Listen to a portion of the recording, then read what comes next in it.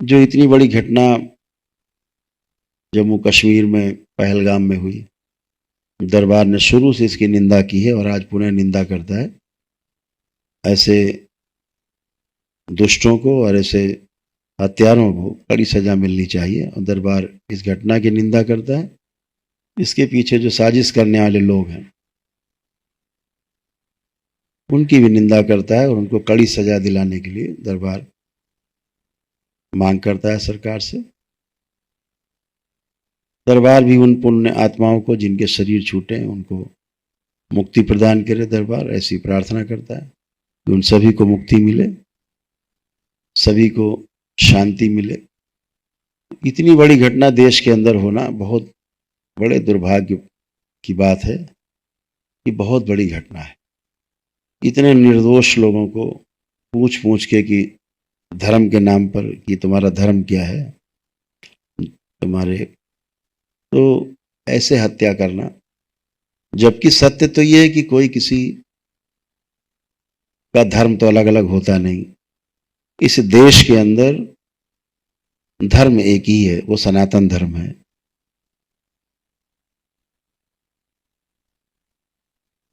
एक 140 करोड़ मनुष्यों में से, मानव जाति के लोगों में एक ही धर्म है, वो सनातन धर्म है, वो मानव धर्म है। और ये जो धर्म है ये किसी का अलग नहीं किया जा सकता किसी से। मानव धर्म का अर्थ है कि मानव धर्म का मतलब है कि प्रत्येक मानव एक है। एक किस मामले में है? प्रत्येक मानव सुख चाहता है। कोई मनुष्य हो, गोरा हो, काला हो, कम उम्र का हो, ज्यादा उम्र का हो, कोई भी हो, तो सभी में सुख की चाहत है। और ये जो सुख की चाहना है, कितना भी आदमी को मारो काटो, उसकी सुख की जो चाहना है उसको आप उससे अलग नहीं कर सकते। तो जो चीज जिससे अलग ना की जा सके वही उसका धर्म है। तो मानव का जो धर्म है वो सुख है। और सुख कैसा? ये निरंतर सुख बना रहे, हमेशा सुख बना रहे, ऐसी प्रत्येक मानव की चाहना है। तो इसलिए कोई किसी का सुख नहीं छीन सकता, चाह करके भी चाहना को नहीं छीन सकता। ऐसा हम कर पाए, ऐसी क्षमता प्रत्येक मानव में व्याप्त है। हर व्यक्ति सुखी रहना चाहता है और अपने सुखी रहने के लिए प्रयास कर सकता है और सुखी रह सकता है। इस मामले में भी सभी मानव एक है, क्षमता एक जैसी सब में है। तो मानव को मानव से जोड़ने की जो कड़ी है वो उसका धर्म ही है।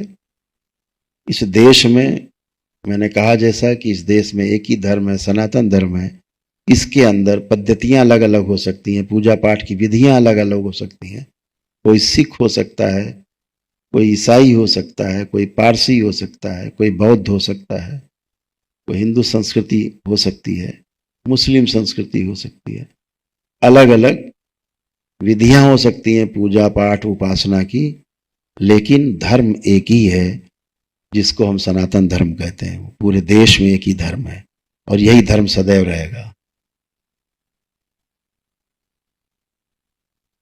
तो पुनः से हम ये कहना चाहेंगे आप सबसे कि सभी को धैर्य बनाए रखना है और सरकारें जो कर रही हैं वो बहुत धैर्यपूर्वक अपना काम कर रही हैं। कोई ऐसी घटना नहीं घटने पाए जिससे सरकारों को बचाव करना पड़े। सभी जगह दरबार ने अच्छी अच्छी स्मृतियां फैलाई हैं, बहुत अच्छी अच्छी स्मृतियां फैलाई हैं। अभी जब ये घटना हुई तो मैं वहीं पर था, कश्मीर में ही था। मैं जम्मू गया था और पास में कुछ दरबार के कार्य थे। दरबार, वहाँ के जो दरबार हैं और दरबार का कुछ विशेष कार्य थे, तो उसी के लिए गए थे। दरबार जानता था कि हम लोग वहाँ जा रहे हैं तो तमाम संकट आएंगे। पिछले 1 वर्ष पहले भी हम लोगों ने तैयारी की थी, तो जहाँ जा रहे थे वहाँ आतंकवादी हमला हो गया था। उसमें 6-7 श्रद्धालु मारे गए थे जहाँ हम लोगों को जाना था। तो फिर जाना रद्द हो गया था। इस बार भी जाने को जब हुआ तब भी दरबार को इस चीज़ का एहसास था कि कुछ घटना शायद घट सकती है। और जैसे जैसे हम लोग पहुँचे, हम ही लोग जानते हैं, और उन स्थानों पर गए, भारी संकटों के बीच में हम लोग पहुँचे और अपना काम करके वापस आए।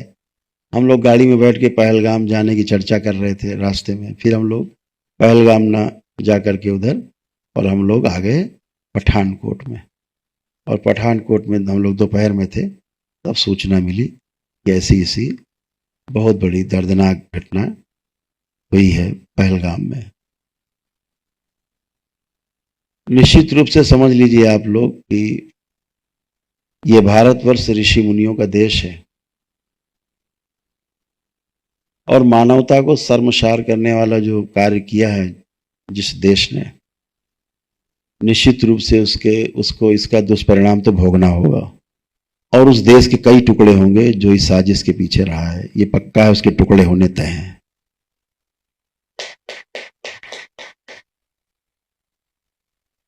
जैसे बांग्लादेश अलग हुआ, वैसे कुछ और अलग होने को है। दरबार बहुत स्पष्ट देख पा रहा है कि इसका दंड उस देश को भुगतना पड़ेगा। ये ऋषि मुनियों का देश है, ये भारत देश है। और मैं तो कहता हूं कि सहन करना किसी भी दुर्व्यवहार को या किसी प्रकार के ऐसी दुर्घटनाओं को जिनको जो मानवता के विरुद्ध हैं, उनको सहना भी एक प्रकार का अन्याय है।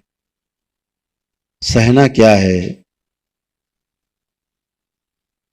जहां मानव मानव को सुख दे और उसमें थोड़ा सुख अपना कट रहा हो तो चलो ठीक है, वहां पर सहन किया जाए। लेकिन जिस तरह से घटनाएं हुई हैं वो बहुत अच्छी नहीं हुई हैं, और हम सभी इससे बहुत व्यथित हैं